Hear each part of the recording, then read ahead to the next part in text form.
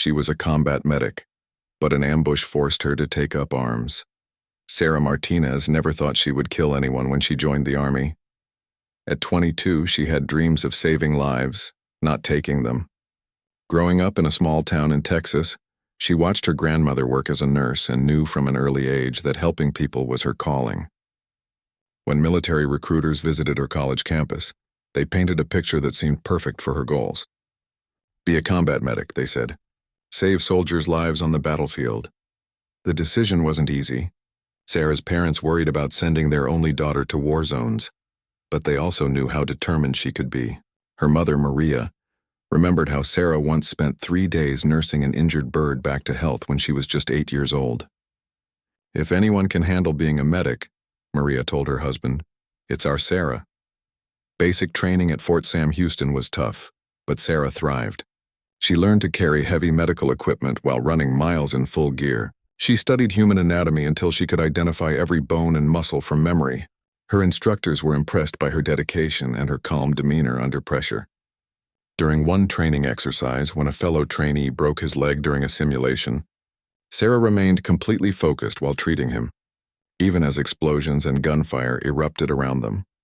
The medical training was intense. Sarah learned to stop bleeding from gunshot wounds in under 30 seconds. She practiced performing emergency surgery in field conditions, using only basic tools and sometimes just her hands. The instructors taught her that in combat, she might have to make life or death decisions with only seconds to think. Your job is to get wounded soldiers stable enough to reach a field hospital, Sergeant Williams explained during one particularly difficult lesson. Sometimes that means choosing who to treat first when multiple soldiers are down. After completing her advanced medical training, Sarah was assigned to the 82nd Airborne Division.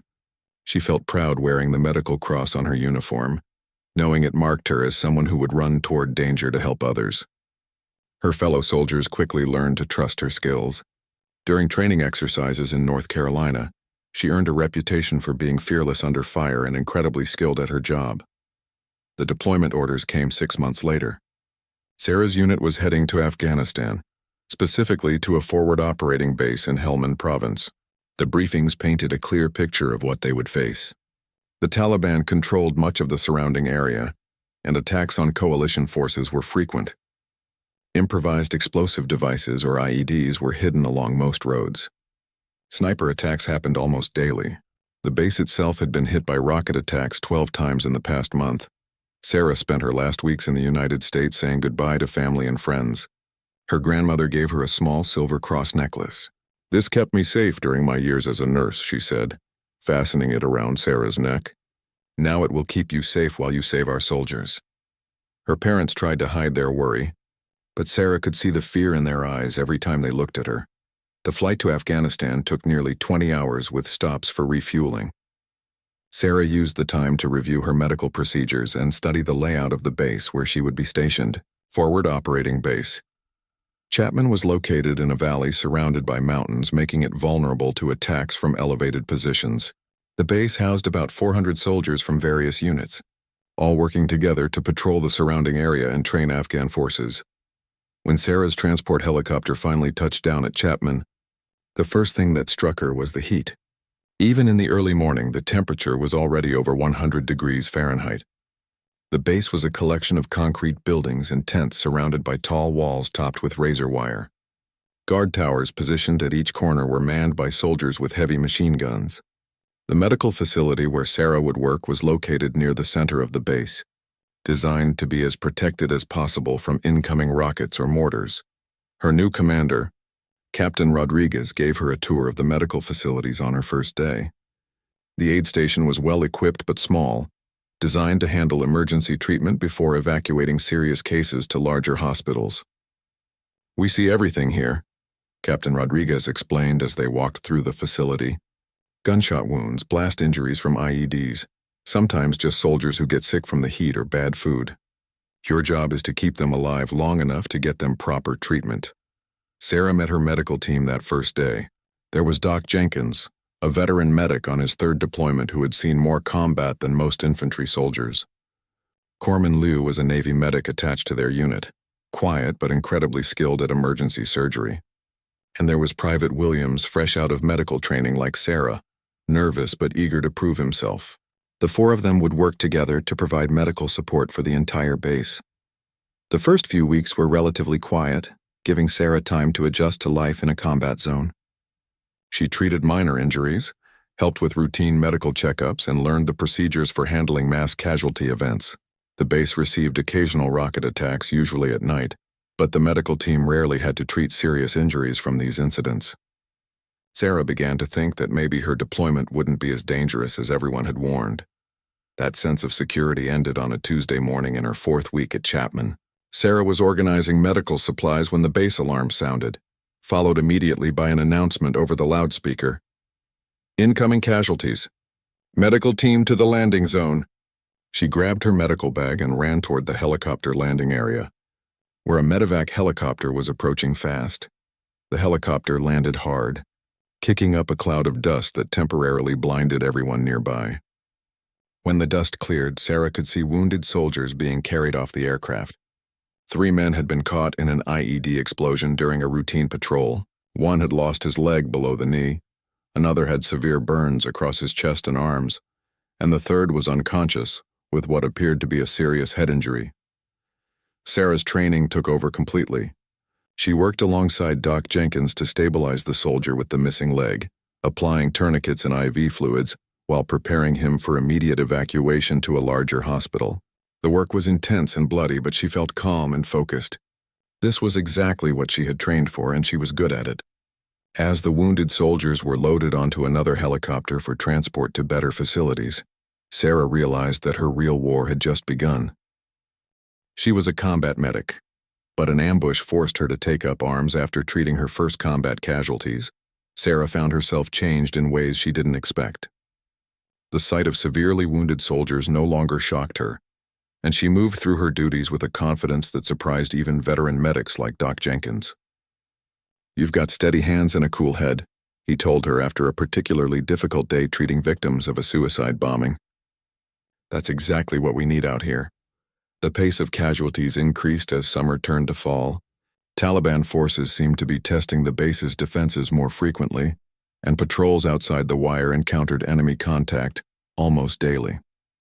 Sarah's medical team treated everything from minor shrapnel wounds to devastating injuries from roadside bombs.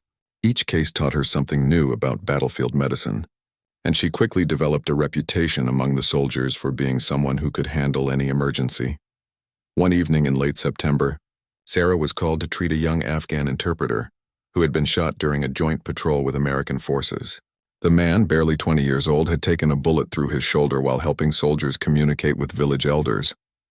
As Sarah worked to clean and bandage his wound, he kept apologizing in broken English, worried that his injury would prevent him from continuing his work. "You don't need to apologize," Sarah told him gently while applying fresh bandages. "You were doing your job, helping keep everyone safe." The interpreter, who told her his name was Ahmad, smiled despite his pain. "You help keep us safe too," he said. "Taliban, they hate medics most of all. They know you save the soldiers they try to kill." Ahmad's words stayed with Sarah long after his wound healed and he returned to duty. She had never really thought about how the enemy viewed her role. To her, being a medic meant being neutral, focused only on saving lives regardless of which side someone was on. But in this war, her medical cross made her a specific target, not a protected symbol. The base's intelligence officer, Lieutenant Thompson, confirmed Ahmad's observation during a security briefing the following week. "Enemy forces have been intercepting our radio communications," he explained to the medical team.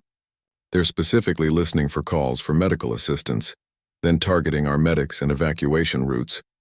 You need to understand that your job makes you a high-value target." This news changed how Sarah approached her duties. She began paying more attention to security procedures and situational awareness training. Doc Jenkins taught her how to move tactically while carrying medical equipment, staying low and using cover even when rushing to help wounded soldiers. "A dead medic can't save anyone," he reminded her repeatedly during these training sessions. The base also implemented new security measures for medical evacuations. Decoy helicopters would sometimes land at the same time as real medevac flights to confuse enemy observers. Medical teams began varying their routes to the landing zone and using different rally points for treating casualties. These precautions added complexity to their work, but everyone understood they were necessary. In October, Sarah's unit received orders to support a major operation in a nearby valley, where Taliban forces had been gathering in large numbers. The mission would involve multiple bases working together to clear the area of enemy fighters and weapons caches. Sarah's medical team would accompany the main assault force, providing immediate treatment for casualties that couldn't wait for evacuation back to the base. Preparing for this operation was unlike anything Sarah had experienced. Instead of working from the safety of a fortified medical facility, she would be operating in temporary aid stations set up in abandoned buildings or even just open fields. Her medical kit was streamlined to include only the most essential supplies, since she would have to carry everything herself while potentially under enemy fire. The night before the operation began, Sarah lay in her bunk thinking about home and her family. She wondered what her grandmother would think about her granddaughter preparing to treat wounded soldiers in active combat zones. The silver cross necklace felt heavier than usual around her neck, and she found herself praying for the first time since arriving in Afghanistan. The operation launched before dawn, with helicopter insertions of troops into multiple locations around the target valley. Sarah's medical team accompanied the main assault force, landing in a dusty field about 2 miles from their first objective. The plan called for a systematic sweep of the area, with multiple units converging on suspected Taliban positions from different directions. For the first few hours, everything went according to plan. The soldiers moved carefully through the valley, checking buildings and searching for weapons caches. Sarah's team followed behind the main force, ready to provide medical support if needed. The morning was quiet except for radio chatter and the sound of helicopters providing overhead security. The first contact came around midday when Alpha Company, operating on the eastern side of the valley, reported taking fire from a cluster of buildings near a small village. Sarah could hear the gunfire in the distance, sharp cracks of rifle fire mixed with the heavier sounds of machine guns. The radio crackled with reports of casualties, and her team prepared to move forward to provide support. As they advanced toward the sound of fighting, Sarah noticed how different the landscape looked compared to the area around their base. The valley was greener, with small fields and irrigation channels that provided numerous hiding spots for enemy fighters. Buildings were closer together, making it harder to identify threats and easier for enemies to move unseen between positions. The call for medical assistance came through clearly on Sarah's radio. "Doc, we need a medic up front. 2 wounded, 1 serious."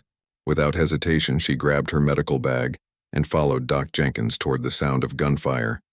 Private Williams stayed back with their equipment, while Corpsman Liu moved to establish a casualty collection point in a protected area behind the advancing troops. Sarah's first view of actual combat shocked her despite all her training.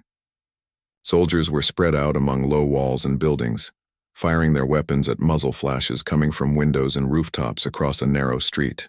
The air was filled with the constant crack of bullets passing overhead, and the occasional explosion of grenades or rocket-propelled grenades launched by enemy fighters, the CIO.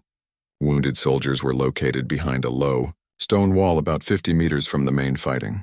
One had taken shrapnel to his leg from a grenade explosion, while the other was bleeding heavily from a gunshot wound to his arm.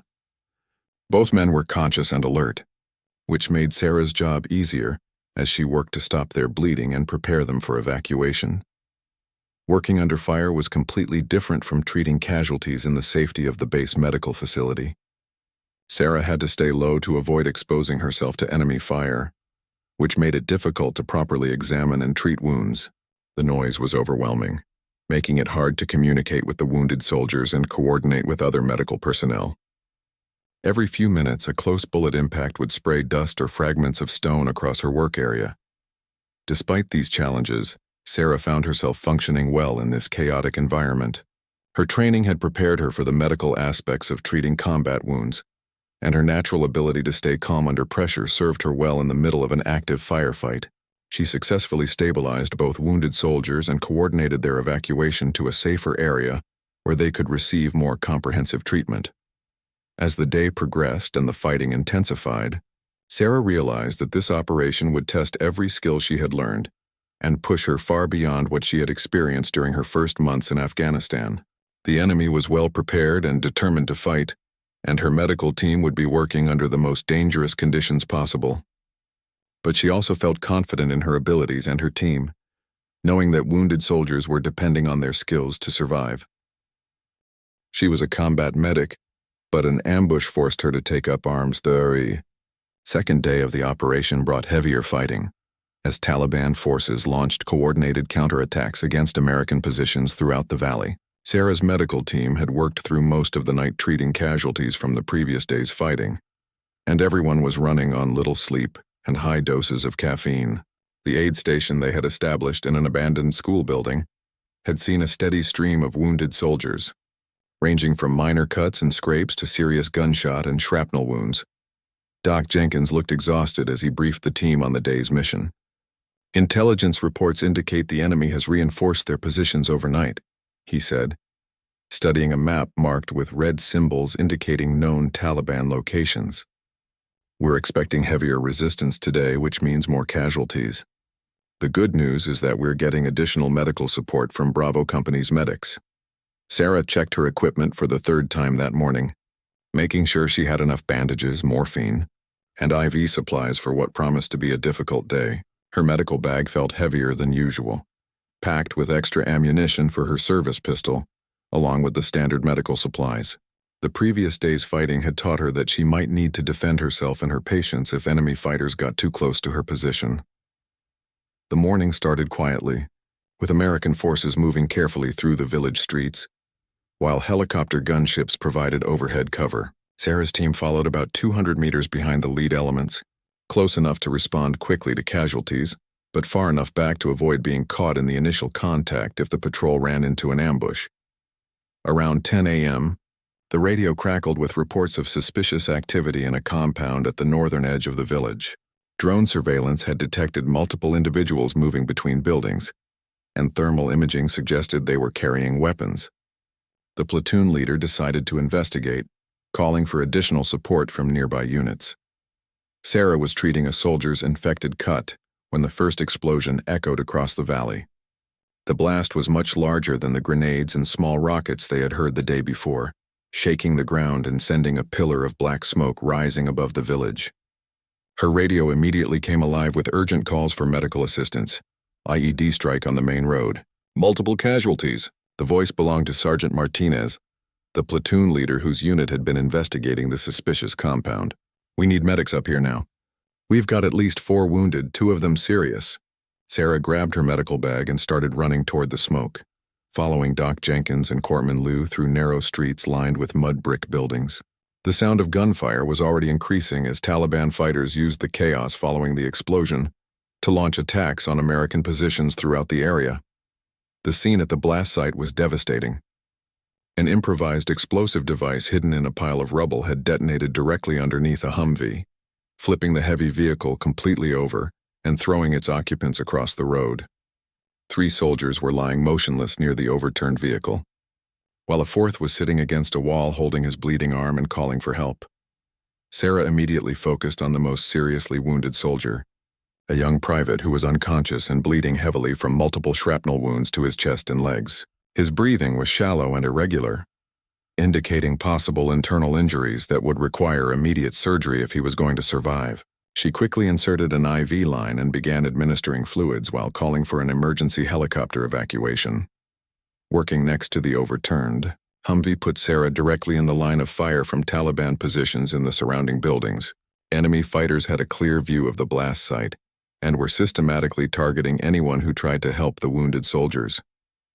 Bullets struck the ground around her constantly, forcing her to work in short bursts between taking cover behind the damaged vehicle. Doc Jenkins was treating another wounded soldier about 10 meters away when a sniper's bullet struck the ground inches from his head. "We need to move these casualties to better cover," he shouted over the sound of gunfire. "This position is too exposed." But moving seriously wounded soldiers under fire was extremely dangerous. Any attempt to carry them to safety would expose both the medics and their patients to concentrated enemy fire. Sarah looked around desperately for any option that might allow them to continue treating the wounded while getting them out of the kill zone. The solution came from an unexpected source. Sergeant Martinez, despite being wounded himself in the IED explosion, had organized his remaining soldiers into a defensive perimeter around the casualty site. "We'll lay down suppressive fire while you move the wounded," he called to Sarah, Get ready to move on my signal." What followed was one of the most terrifying and intense experiences of Sarah's life. While soldiers around her fired their weapons at Taliban positions, she and Doc Jenkins worked together to carry their most serious casualty toward a partially collapsed building that would provide better protection. The unconscious soldier was heavy and difficult to move quickly, and Sarah could hear bullets passing close by as they struggled across the open ground. They made 3 trips under fire, moving all 4 wounded soldiers to the relative safety of the damaged building.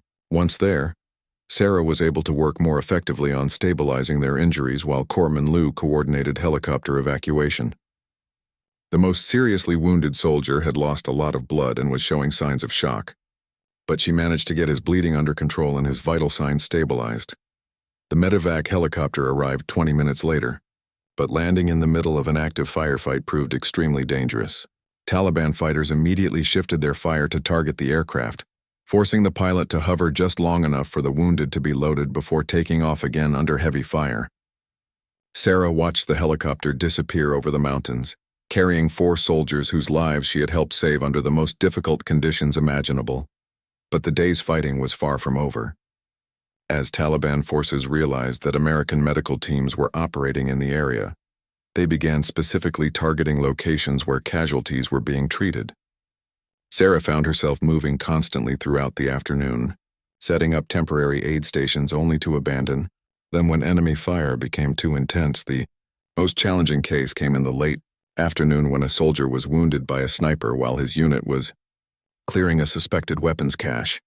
The bullet had struck him in the abdomen, causing serious internal bleeding that required immediate surgical intervention. Sarah found herself performing emergency surgery in the back room of a bombed-out house, while bullets struck the walls around her. Working by flashlight with basic instruments, she managed to locate and repair the damaged blood vessel that was causing the internal bleeding. It was delicate work that normally would be performed in a fully equipped operating room, but there was no time to evacuate the soldier to a proper medical facility. Her hands remained steady, despite the constant sound of gunfire and the knowledge that enemy fighters were trying to break through the defensive perimeter, protecting her makeshift operating room. The surgery took almost an hour, with Sarah concentrating completely on her work, while Doc Jenkins monitored the patient's vital signs, and Private Williams assisted by holding lights and passing instruments. When she finally completed the procedure and the soldier's condition stabilized, Sarah realized that she had just performed the most complex medical procedure of her career under the most dangerous circumstances possible. As evening approached and the fighting began to decrease, Sarah's medical team had treated 17 casualties ranging from minor wounds to life-threatening injuries. Every wounded soldier had survived to reach higher-level medical care, a testament to the team's skill and dedication under extremely difficult conditions. But Sarah also realized that the nature of her mission was changing. The enemy was specifically targeting medical personnel and evacuation sites, forcing her to think tactically about her work in ways that went far beyond her medical training.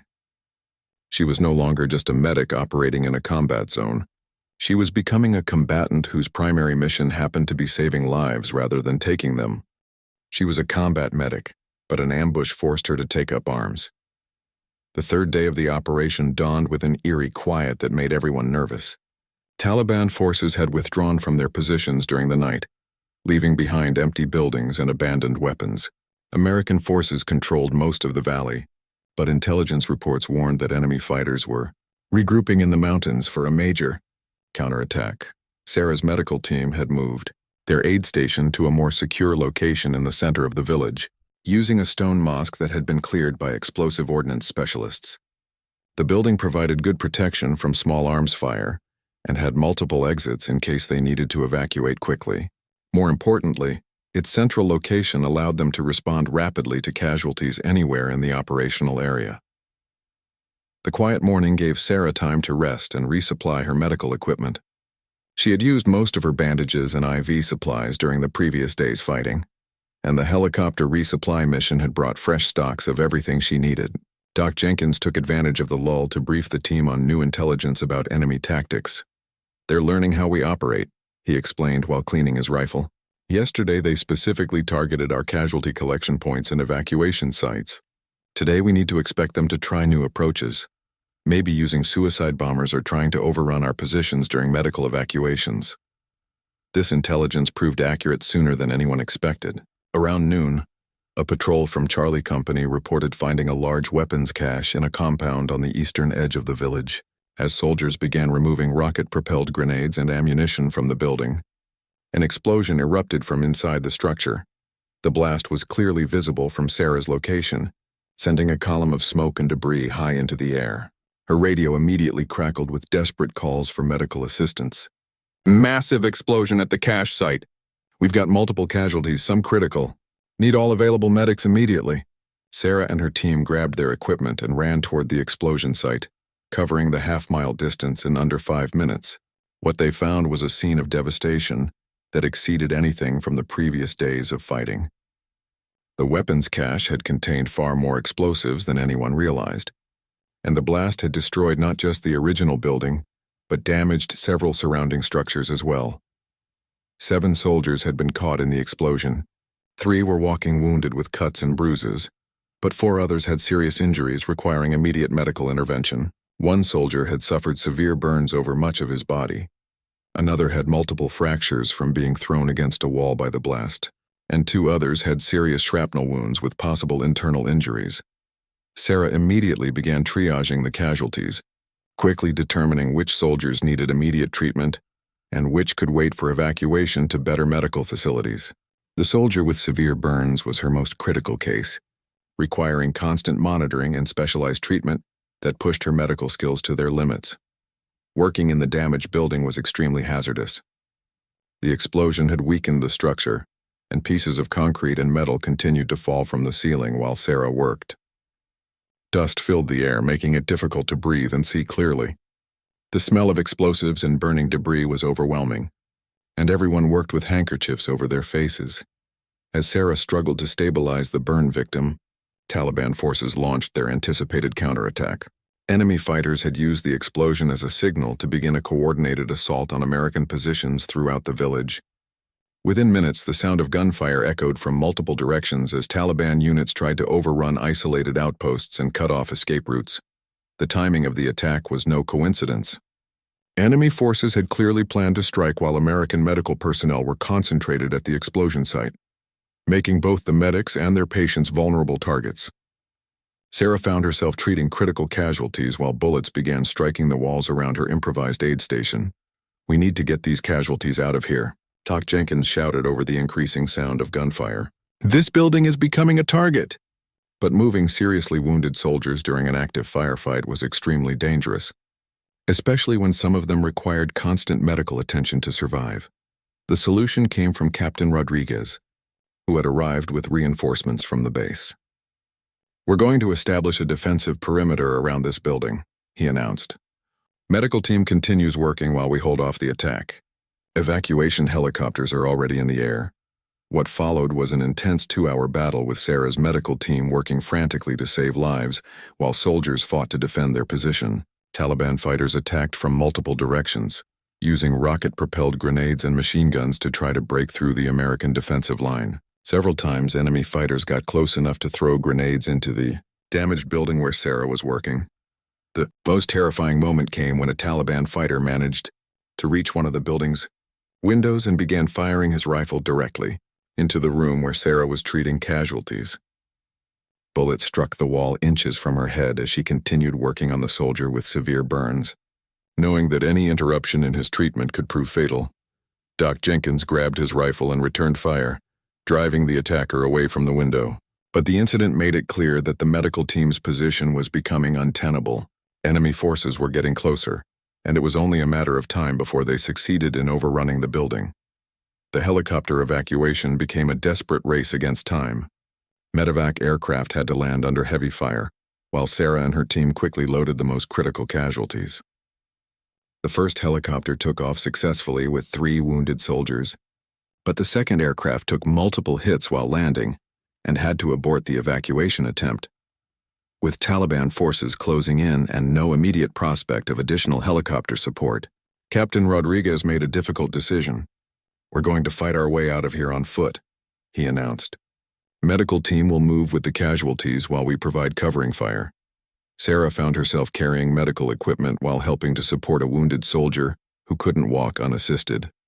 The evacuation route led through narrow streets where Taliban fighters were positioned in buildings on both sides. American soldiers moved in short rushes between buildings, laying down suppressive fire to allow the medical team and casualties to advance. The fighting retreat lasted for almost an hour as American forces slowly moved toward a secure landing zone where helicopters could safely evacuate the wounded. Sarah worked continuously during the movement, stopping frequently to check on casualties and provide medical treatment while bullets flew overhead. The most challenging moment came when the soldier with severe burns went into shock during the evacuation. Sarah had to stop in the middle of an exposed street to provide emergency treatment while Taliban fighters fired at her position from nearby buildings.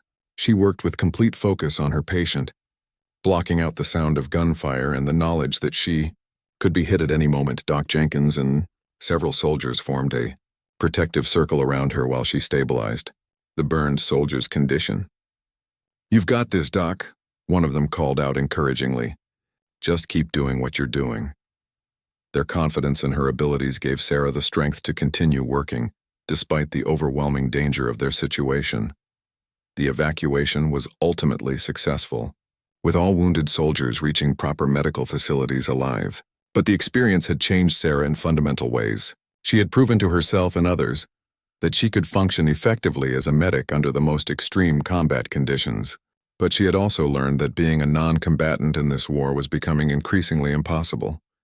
That evening, as she cleaned and reorganized her medical equipment, Sarah reflected on how much her role had evolved since arriving in Afghanistan. She was still primarily focused on saving lives, but the nature of the conflict was forcing her to think tactically and even consider using weapons to protect herself and her patients. The line between medic and soldier was becoming increasingly blurred, and Sarah sensed that even greater challenges lay ahead. She was a combat medic, but an ambush forced her to take up arms. After 4 days of intense fighting, the operation was scheduled to conclude with a final sweep of the valley to ensure no Taliban forces remained hidden in the area. Sarah's medical team had performed exceptionally throughout the mission, treating dozens of casualties and maintaining a perfect record of keeping wounded soldiers alive until they could reach advanced medical facilities. But the constant stress and lack of sleep were taking their toll on everyone. The final day began with what seemed like routine patrol operations.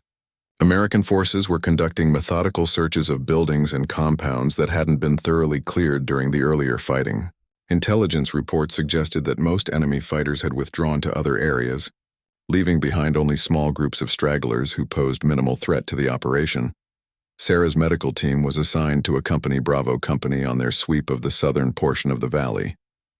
The area consisted mainly of small farms and isolated houses, scattered along a network of irrigation channels and dirt roads. It seemed like the safest assignment they had received since the operation began, and everyone was looking forward to a relatively quiet day before returning to base.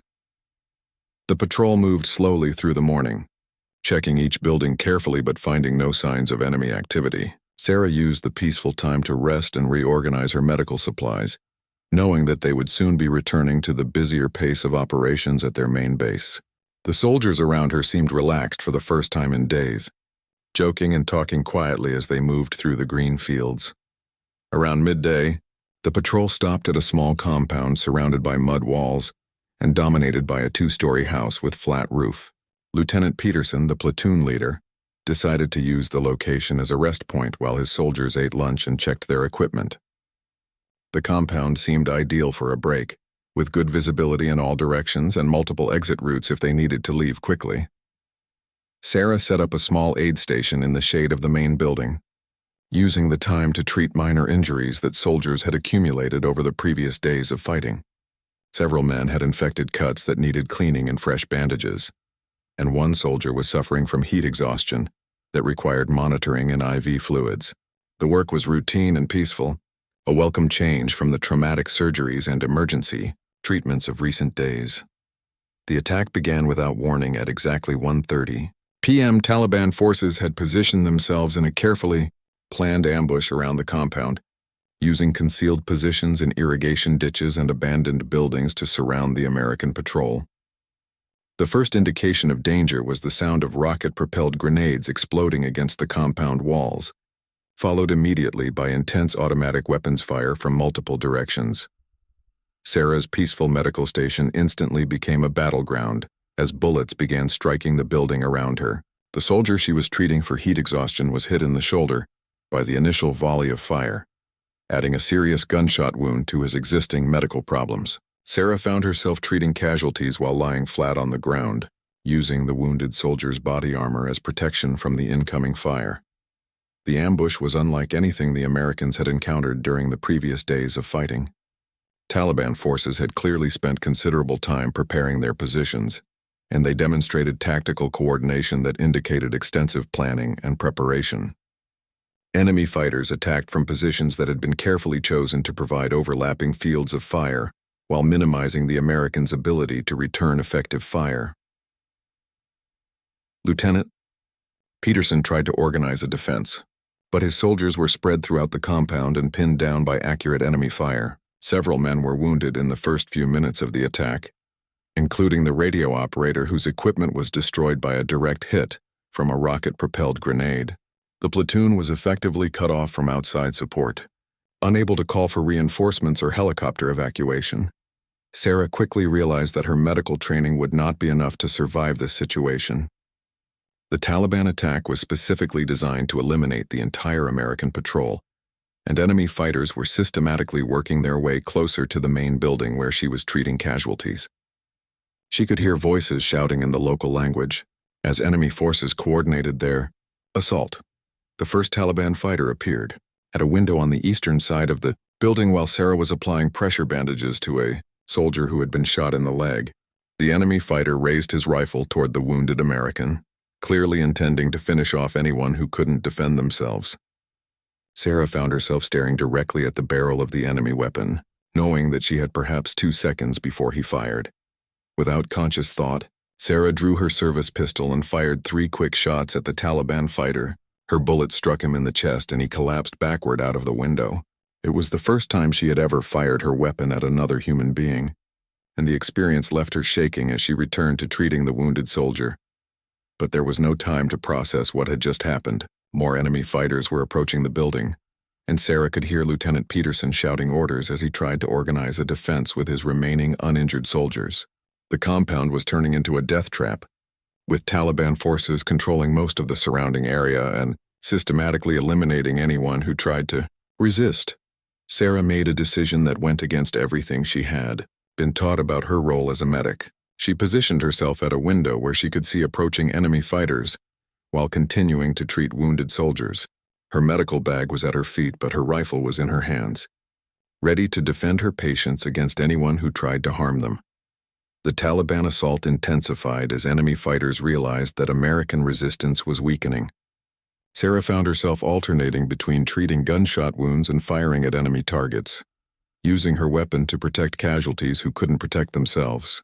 Each time she pulled the trigger, she thought about the wounded soldiers depending on her medical skills. And each time she applied bandages or started an IV, she kept her rifle within arm's reach. The most intense moment came when 3 Taliban fighters simultaneously assaulted the building from different directions. Sarah was treating a soldier who had been shot in the abdomen when she heard footsteps on the stairs leading to the 2nd floor. She knew that if enemy fighters reached the upper level, they would have a clear shot at everyone in her makeshift aid station. Leaving her patient for just a moment, Sarah grabbed her rifle and positioned herself at the bottom of the staircase. When the first Taliban fighter appeared, she fired a long burst that sent him tumbling back down the stairs. The second fighter tried to throw a grenade, but Sarah's accurate fire forced him to take cover before he could complete the throw. The third attacker retreated when he realized that his companions had been stopped. The fighting continued for almost 3 hours, with Sarah treating casualties while simultaneously helping to defend their position. She found herself thinking tactically about the battle, while maintaining her focus on medical procedures. When ammunition ran low, she rationed her shots carefully. When medical supplies were depleted, she improvised with whatever materials were available. The rescue came just as Sarah's ammunition was almost exhausted. Apache attack helicopters arrived first, using their powerful weapons to suppress Taliban positions around the compound. Ground reinforcements followed, fighting their way through enemy ambushes to reach the trapped patrol. Sarah continued working on casualties even as the sound of the rescue operation grew closer. When American soldiers finally reached the compound, they found Sarah treating wounded men while her rifle lay across her medical bag, ready for immediate use. She had successfully kept 5 wounded soldiers alive during the ambush, while personally accounting for at least 6 enemy fighters. Her medical cross was covered with dirt and blood, but she was still focused entirely on her patient's conditions. The evacuation was swift and efficient, with helicopter gunships providing cover, while wounded soldiers were loaded onto medevac aircraft. Sarah rode with the most seriously injured casualty, monitoring his vital signs while reflecting on how completely her role had changed during the ambush. She was still a medic whose primary mission was saving lives, but she had proven that she could also be an effective combatant when the situation required it. As the helicopter flew toward the base hospital, Sarah looked down at the compound where she had spent the afternoon, fighting for her life and the lives of her patients. The building was damaged but still standing, marked by bullet holes and scorch marks from grenade explosions. It looked like a symbol of her own transformation, from a non-combatant medical professional into something entirely new and different. She was a combat medic, but an ambush forced her to take up arms.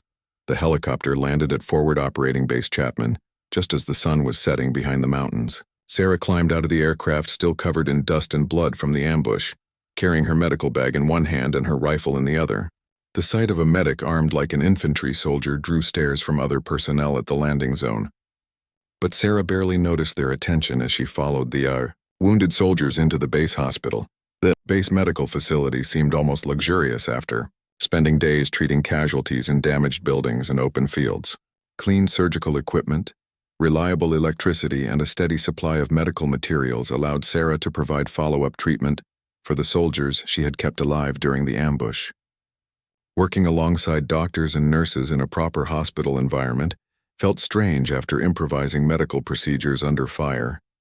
Dr. Mitchell, the senior physician at the base, debriefed Sarah about the casualties she had treated during the operation. He was particularly interested in the emergency surgery she had performed in the bombed outhouse and her treatment of the severely burned soldier during the fighting retreat. "Your medical decisions were excellent under extremely difficult circumstances," he said while reviewing her patient notes.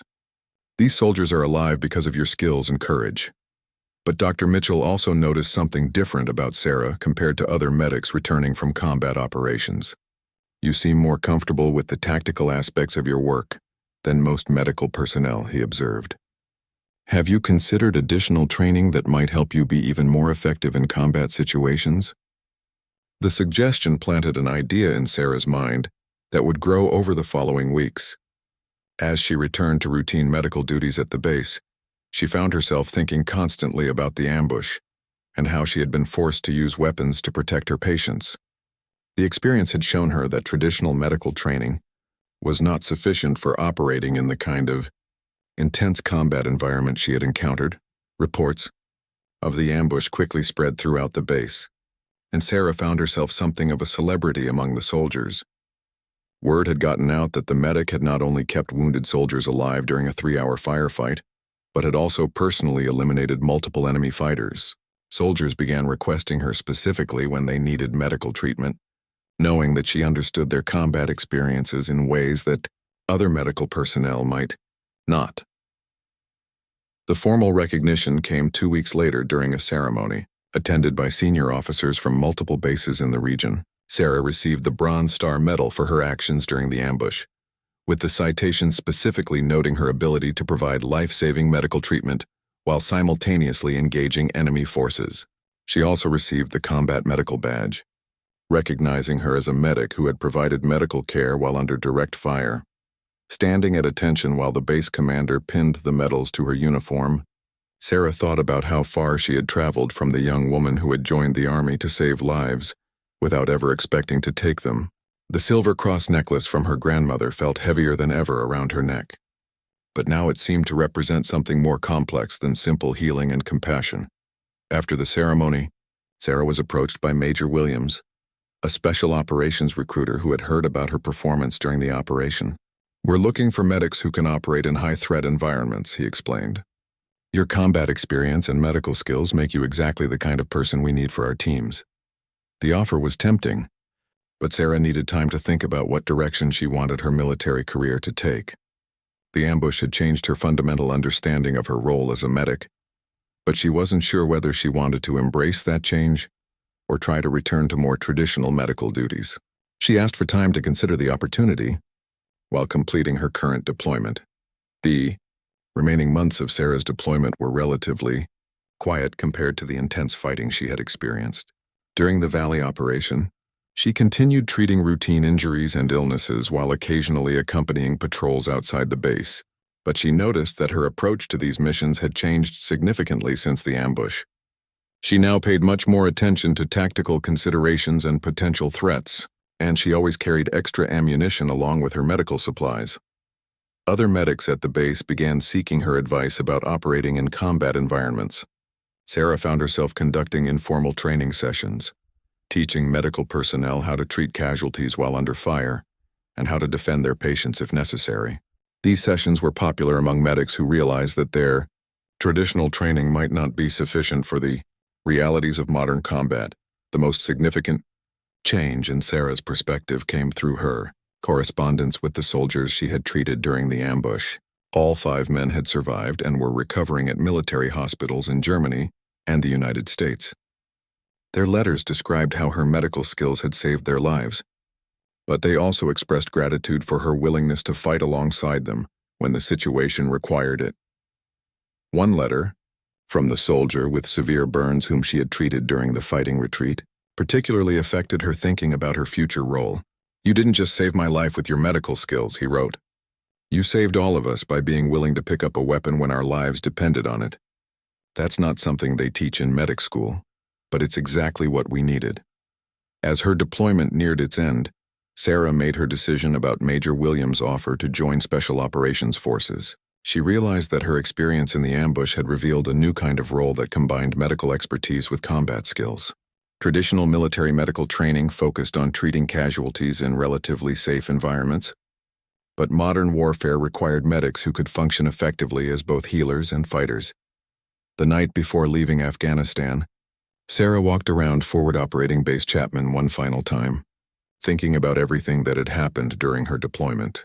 The base looked smaller than it had when she first arrived, and she realized that she had grown far beyond the young medic who had been nervous about her first combat assignment. She stopped at the memorial wall where photos of fallen soldiers were displayed, including several men she had treated during various operations. Their faces reminded her why she had chosen to become a medic in the first place, but they also reinforced her understanding that saving lives in combat sometimes required taking them as well. The flight home to the United States gave Sarah time to reflect on how she would explain her experiences to family and friends who had never faced similar challenges. Her grandmother's silver cross necklace still hung around her neck, but it now represented a more complex understanding of healing and protection. Sometimes saving lives required violence, and sometimes the most compassionate action was also the most dangerous.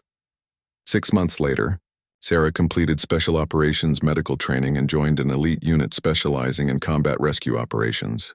Her new role officially recognized what she had learned during the ambush: that modern combat medics needed to be equally skilled with medical equipment and weapons.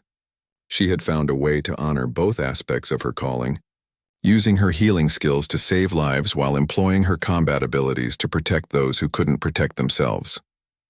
Sarah's story became part of the training curriculum for military medics, demonstrating how the traditional boundaries between medical and combat roles were changing in modern warfare. Her experience showed that the most effective military medical personnel were those who could adapt to whatever challenges they faced, whether that meant performing emergency surgery under fire or picking up a rifle to defend their patients. The young woman who had joined the army to save lives had discovered that in the complex reality of modern combat, saving lives sometimes required taking them. Her journey from idealistic medic to experienced combat medical specialist reflected the evolution of military medicine itself, as medical personnel learned to operate effectively in an environment where the distinction between combatant and non-combatant had become increasingly blurred.